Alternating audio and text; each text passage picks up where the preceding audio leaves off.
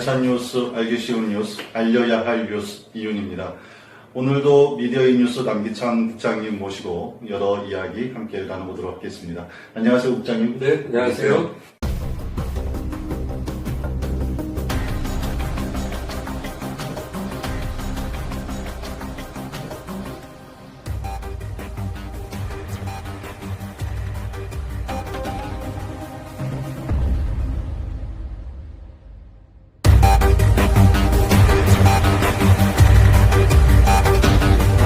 이런 사례들을 보면서 솔직히 말해서 저도 기자지만 요즘 오죽하면 뭐 국민들이 기자를 뭐 그렇잖아요. 뭐라고 그러죠 요즘? 기레기라고 그러잖아요. 이제 기레기에서 더 나아가서 이제 기덕이라는 말까지 나왔습니다. 나는 뭐 속된 말로 들어도 싸다. 예. 그래서 같은 기자로서 참 뭐 반복되는 얘기지만 부끄럽고 창피하고 좀 그래요. 저 국장님, 저희가 지금 한 5건 정도의 사례를 소개를 해드렸는데, 저는 이해할 수 없는 부분이 있습니다. 왜 이렇게 언론사들이 권력화가 된 거죠? 이 권력이 이게 막강해지게 된 거죠, 왜 이렇게? 예. 기자들이 지금 뭐 이제 무소불위의 권력을 받고 있는데, 우리가 흔히 언론을 제4의 뭐 권력 제4부라고 그러잖아요. 제4의 권력. 예. 근데 이게 언론사나 기자들이 스스로 자기들이 만든 건 아니고 국민들이 그런 권력을 부여해 준 거죠. 왜? 일반 국민들이 직접 할 수 없으니 언론과 기자를 통해서 권력기관에 대한 비판과 감제와 감시와 견제 기능을 가져라. 너희들이 대신 우리를 위해서 좀 비판해주고 이래라고 해서 그 권력을 위임해 준 거잖아요. 근데 실제로는 또 예전에 우리 선배 기자들은 그게 또 잘했어요. 박정희 정권 때나 전두환 군부 정권 때 그 독재 정권에 맞서서 민주화를 위해서 그 감옥도 가고 뭐 그랬잖아요. 그 다음에 해직도 당하면서까지 언론 자유를 통해서 권력 비판을 하기 위해서 한 줄 더 그 사실을 세상에 알리기 위해서 있었죠. 그러니까 기자는 원래 그 예전의 기자 우리 선배분들은 좀 지사적인 양심도 있었고 또 엘리트로서의 뭐 일반인들보다는 조금 더 많이 책을 받고 조금 더 공부했고 이랬던 분들이 이제 엘리트 의식을 또 있었고 또 정보도 또 기자들은 독점할 수 있었어요. 지금은 소셜 미디어라든가 디지털 시대가 되면서 모든 정보들이 지금 뭐 일반인들 다 얻을 수 있는데 그 당시만 해도 정보를 얻기가 쉽지 않았는데 기자들은 그걸 가졌잖아요. 그러니까 이분들이 그런 소명 의식을 갖고 국민이 부여한 그 제4의 권력으로서 그런 역할을 해왔기 때문에 당시만 해도 기자들이나 언론사는 좀 존경의 대상이 됐죠. 그래서 그 당시에만 하더라도 얼마 전까지죠. 기레기나 기덕이라는 말이 나오기 전까지는 그래도 기자님이라고 부르지 않았습니까? 그렇죠. 또 기자들이 사회를 바꾸는데 또 감시하는데 또 중요한 역할을 해왔죠. 그런데 언제부턴가 언론이 국민들로부터 욕을 먹고 지금도 말씀드렸지만 기레기다, 기덕이다, 언론 개혁이 절실하다예요. 이런 얘기들이 계속 나오고 있어요. 그 문제가 어떻게 있을까요? 이제 전두환 군부 정권이 들었으면서 이 군부 정권이 권력을 이게 얻은 게 정통성이 없잖아요. 그러니까 이제 언론을 잡아야 되겠다. 언론을 틀어 막아야 자기들이 집권하는데 별 문제가 없을 것 같으니까 언론사를 이제 잡기 시작합니다. 그래서 이루어졌던 게 뭐예요? 바로 언론 통폐합이었죠. 그래서 예전에 지금은 물론 뭐 JTBC가 다시 부활을 했지만 TBC 없어지고 동아방송 없어지고 신문사 통폐합해서 소위 얘기하는 요즘에 조중동 이런 애들을 키운 거죠. 그런데 전두환이가 이랬던 거죠. 얘들을 잡기만 하면 안 되니까 얘들한테 뭐를 줬어요? 당근을 준 거예요. 그러니까 소수 언론사만 살려놓으니까 광고가 소수 언론에 들어가게 되는 거죠. 그래서 언론사가 예전에는 돈 버는 데가 아니었잖아요. 돈 벌려면 언론사 하지 말아야죠. 그런데 이 대형 언론사의 사주들의 주머니를 채워주게 됐어요. 그러니까 이제는 권력도 있어, 권력하고 손잡고, 권력 눈치 보면서, 권력과 야합해서, 권력도 갖고 있어, 그 다음에 돈까지 얻어가니까, 뭐가 된 거예요? 언론사가 이제 상업화가 된 거예요. 상업화. 또 실제로 돈들을 많이 벌다 보니까 기자들한테 상당한 대우를 해줍니다. 그래서 당시 그 기자들이 굉장히 어려웠잖아요. 오죽하면 언론고시라고 했겠어요. 그래서 언론이 이제 통폐합을 통해서 권력과 야합을 하면서 권력을 뒷받침해 준 거죠. 그러면서 뭐를 얻었느냐? 돈을 얻어가요, 부를.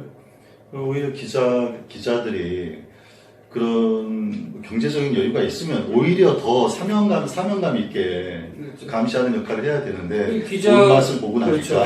기자가 이제 기득권층이 돼버린 예. 거예요. 그러니까 같이 아픔을 함께 해야 예. 되고 권력 비판에 나서야 예. 될 이 기자들이 전혀 엉뚱한 권력을 행사하게 되는 거죠. 예. 이런 갑질도 막 튀어나오게 예. 되는 거고 이런 거죠. 언론사가 이제 상업화되기 시작했다. 감시의 기능을 하질 않고 그렇죠. 예. 뭐 실제로 그 80년대 후반, 90년대 중반 뭐 이럴 때는요.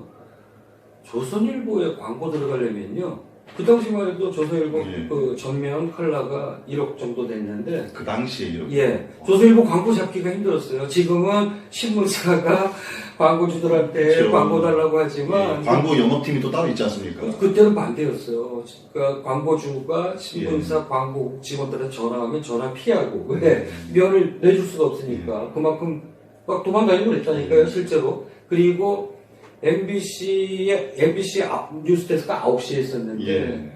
9시 뉴스데스크가 그 15초짜리 광고 들어가려면 6개월, 1년 기다리고 그랬어요. 그 MBC 뉴스데스크에 광고를 넣기 위해서 그렇죠. 6개월, 1년을 기다렸다. 그렇죠. 그래서 이제 예. 그 광고주들이 광고를 집행하려면 광고 대행사를 통해야 되잖아요.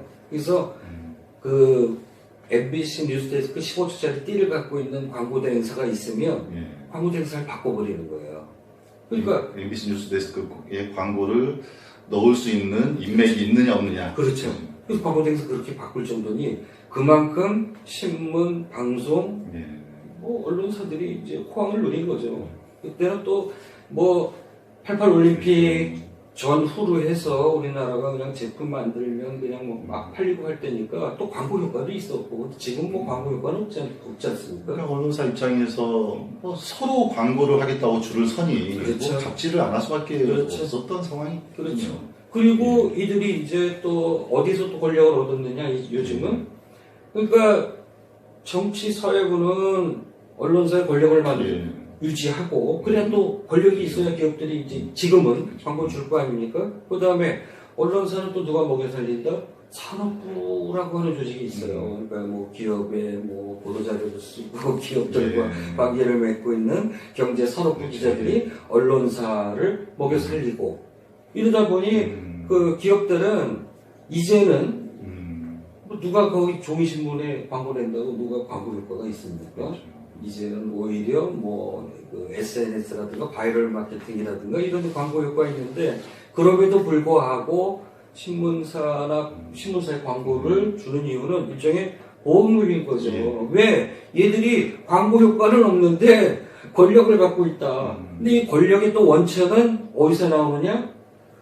사회부, 또 예를 들면 검찰 출입기자단 이런 데에서 권력이 나와요. 왜? 단독과 특종은 다 어디서 나온다?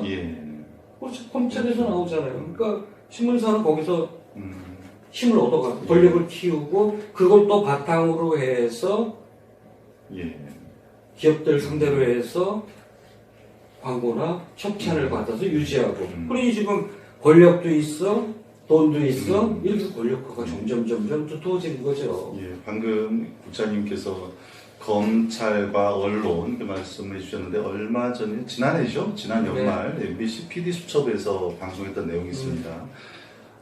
검찰과 언론의 카르텔. 저 이 방송 내용을 보고 정말 의아했습니다. 그 검찰 출입기자단 그렇죠. 문제 봤죠? 아니 일반 기업이나 관공서에 출입을 하려면 그 그 관공서의 동의를 받지 않습니까? 근데 이게 그렇죠. 검찰에 출입하려면 기존 출입하던 기자단의 승인을 받아야 된다고요? 앞이랑 못 들어갑니다. 저희도 못 예. 들어가요. 아니 그 검찰에서 니들 들어와라 안 들어와라 들어오지 말아야 하는 게 아니고 기존에 출입하고 있던 언론사들이 네.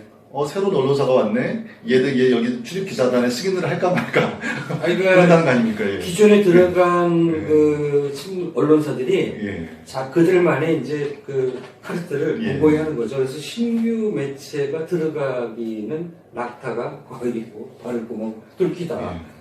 시험을 봅니다. 시험까지 네, 했어요. 그렇죠. 그래서 자기네들하고 그 기회를 같이 해야 음. 간신히 들어갈 수 있는데 그것도 뭐 일진에 들어가느냐 이진에 들어가느냐 뭐 이거 차이가 있는데 문제는 뭐냐면 그들끼리 이제 그 독점을 하고 있다가 그 이제 자기네들 방향하고 어느 신문사 기자는 이건 분명히 아닌데 그래서 다른 방향으로 쓰게 되면 거기서 이제 경고를 먹고 6개월간 이제 출입 정지. 출입 정지. 네, 그러니까 할 수 없이 그냥 똑같이 묻어가는 거예요. 여기에는 조중동, 한겨레, 경향, 뭐 진보고 뭐고. 그래서 우리 독자들이 생각할 때 그래도 한겨레하고 경향 정도면 그래도 우리가 진보라고 하는데 왜 이들마저도 이렇게 검찰 관계자에 따르면 그거하고 왜 그나물이 되는 거예요? 그러니까 검찰 출입 기자단만 되면 멀쩡하던 기자도 이제 완전히 악질 기르기가 되더라. 그 카르텔에서 빠져나오지 않기 위해서. 그렇죠. 왜냐하면 자기 혼자 다른 배를 탈 수가 없잖아요. 그러면 그 다른 관공서, 국회나 다른 공공기관 이런 데 출입하는데도 뭐 이런 규율이 있나요? 그렇죠. 그러니까 뭐 제일 출입 기자단 수가 많은 게 이제 국회인데 국회도 마찬가지죠. 국회도 이제 들어가기 위해서 그 신문사가 몇 년이 돼야 되고 규정이 있어요. 그 다음에 그 기자가 자기 기사를 뭐 3개월 동안 몇 개 정도 써야 되고 그래서 근데 그거는 국회 차원에서 심사하는 거 아닙니까? 그건 거기 국회 출입 기자들이 심사를 하는 게 아니고. 그렇죠. 근데 그게 정상이죠. 그렇죠. 근데 검찰만 그 언론사들이 기존에 출입하던 그 언론사들이 새로 진입할 언론사들을 심사한다는 거잖아요. 그렇죠. 참 아이러니합니다. 돈도 벌고 그런 권력도 독점 유지하겠다는 거죠. 그렇죠. 국장님께서 그 방금 전에 한겨레와 경향을 언급하셨는데 우리나라의 대표적인 보수 언론을 그 조중동, 조선중앙동아라고 한다면 한겨레와 경향은 그래도 진보 매체라고 인정을 받았는데 언제부턴가 한겨레와 경향을 돈 없는 조중동이라고 이렇게 표현을 합니다. 뭐 자꾸 반복되는 얘기. 조중동은 저는 뭐 보수라고 생각하지 않고 무늬만 보수다. 그래서 저는 급으로 보고요. 뭐 그렇다고 하면 뭐 한겨레 경향은 진보를 표방하고 있지. 뭐 진정한 의미의 진보는 아니다. 뭐 획태는 비슷하다. 뭐 이렇게 얘기할 수 있죠. 그런 사례들이 있지 않습니까? 단순하게 진보만 표방하고 있다. 근데 뭐 어떤 사례 뭐 있습니까? 뭐 예를 들어서 뭐 경향 지난해 작년 겨울이죠. 12월 12일 날 기사가 하나 삭제됐어요. 경향에서요? 어떤 기사? 그러니까 SPC 그룹에 관련된 건데. SPC 그룹이요? SPC면 여기 파리바게트. 또 마침 또 파리바게트 갖고 오셨네. 그래서 파리바게트 좀 혼 좀 내려고 그랬는데 또 마침 또 파리바게트가 나왔네. 파리바게트 협찬. 그래서 이제 파리바게트가 산업부 기자였어요. 경향신문의 산업부 기자가 파리바게트가 중국 진출을 앞두고 중국에서 이제 중국은 특등 브랜드들이 많잖아요. 그렇죠. 얘들은 뭐 달걀도 만들더라고요. 그거 얼마나 된다고. 그런데 파리바게트 상표가 있으니까 이 소송을 해서 상표 분쟁이 붙었는데 파리바게트가 진 거예요. 그러면 이제 경향의 그 기자는 앞으로 이게 파리바게트 중국 진출에 이게 뭐 안 좋은 조치로다 이렇게 해서 보도를 해서 했는데 이게 기사가 삭제된 거예요. 문제는 뭐냐면 기자가 이렇게 보도한 기사를 쉽게 삭제할 수가 없을 그것도 텐데 뭐 일면에 올렸던 건데 그래서 알고 보니까 그 파리바게트의 홍보 담당 임원이 이제 경영신문의 광고국장한테 전화를 한 거예요. 이 기사 좀 내려달라. 그러니까 광고국장이 이거 말도 안 되는 일 아니냐. 우리 알지 않냐. 그래서 안 된다 그랬더니 지금 한 번 좀 부탁을 드려봐라. 자기네가 이렇게 딜을 했겠죠. 그래서 광고국장이 그냥 사장한테 안 되겠지 하고 보고를 한 거예요. 그때 사장도 야, 그거 되겠냐. 그냥 지난번보다 10배 더 주면 가능하다고 그냥 얘기해. 그러니까 이제 광고국장이 파리바게뜨 임원한테 안 된대잖아. 그래서 그대로 옮긴 거예요. 설마 얘들이 이걸 받아들이겠냐? 10배 주면 해줄게. 그래서 말도 안 되는 얘기인 것 같다. 그랬더니, 이거 진작에 받아들인 거예요. 그래갖고, 경영한테 기사 하나 내려주면 5억 줄게. 여기 딜을 한 거예요. 기왕 하는 거 20배 주면 하든지 그렇지. 20배면 10억 됐겠네? 평상시에 그럼 얼마 받는 거야? 한 1,000만 원씩 받았나 보네. 어쨌든, 그래서 이제 사장한테 광고국장이 보고를 하니까, 사장이 이제 갈등이 생긴 거죠. 이거 내가 5억인데, 살림살이 나아지는데. 그렇잖아요. 언론사 경영하다 보면 저도 어려움이 있잖아요. 이게 언론사가 이렇게 경영 한겨레가 이렇게 여유롭지 못하잖아요. 그래서 사장이 고민 그때 담당 기자를 불렀어요. 야, 이렇게 왔대는데 어떻겠니? 그러니까 기자가 회사 방침이 그렇다라고 하면 그대로 따르겠다. 그랬어요. 또 그다음에 이제 편집국장도 보도했던 기자한테 얘기를 하니까 이제 회사 방침에 따르겠다. 그래서 기사는 내려갔어요.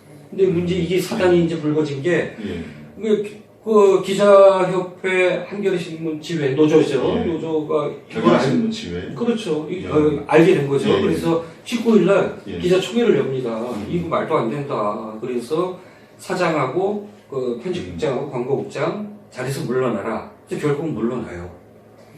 그리고 22일날 결국은 오후 한 5시쯤인가 알려드립니다라고 해서 온라인판에 이 상황 죄송하게 됐다라고 해서 디테일하게는 안 알리고 그래서 독자들한테 죄송합니다라고 해서 올렸는데 이것마저도 또 잠깐 또 사라져요. 그러니까 문구를 이제 아마 수정을 했던 것 같아. 그래서 다시 올라갔는데 그러니까 이게 이제 알려진 거 아닙니까? 만천하에 경향도 결국 파리바게뜨한테 기사 하나 내려주고 5억에 딜을 했구나. 그러면 다른 게 없잖아요. 그래도 기사를 작성했던 기자는 자기의 양심적인 것 때문이었는지 모르겠습니다. 그래도 회사의 방침은 따르겠는데 하지만 나는 이런 데 더 이상 못 다니겠다 그래서 이제 사표를 던지는 사례죠. 그러니까 이게 이제 어떻게 비롯되냐 하면 경영과 한겨레도 그래도 이자가 얘기했던 것처럼 진보를 표방하니까 진보를 표방하는 데에서 파리바게뜨 안 좋은 기사 나가게 되면 파리바게뜨는 또 데미지가 크잖아요. 그래서 파리바게뜨 딜을 했는데 경영이 또 딜을 받고 했다. 그러면 다르지 않잖아요. 그래서 기존의 그러니까 권력과 돈을 다 쥐고 가는 이런 케이스다. 이건 보수나 진보나 크게 별반 다르지 않다. 이게 지금 언론의 형식. 그러다 기자들이 그러니까 돈도 있어, 권력도 있어, 이런 갑질이 막 나오는 거죠. 그래도 조중동, 경향, 한겨레 하면 규모 면에서는 그래도 5대 언론사 아닙니까? 근데 5대 언론사가 그 정도면 모든 언론사들이 그런가요? 어떤가요? 아니, 또 그렇지 않아요. 언론사가 이제 굉장히 많지 않습니까? 지금, 재작년 기준, 작년 백서에는 나오지 않은데, 아직까지는 이제, 올해 다음 달 정도면 나오겠죠. 우리나라 인터넷 신문사가 무려 9,000개, 그러니까 8,000 몇 개인데, 지금 보면 이제 9,000개, 10,000개에 육박할 것 같아요. 10,000개요? 그러니까 이게 너무 진입장벽이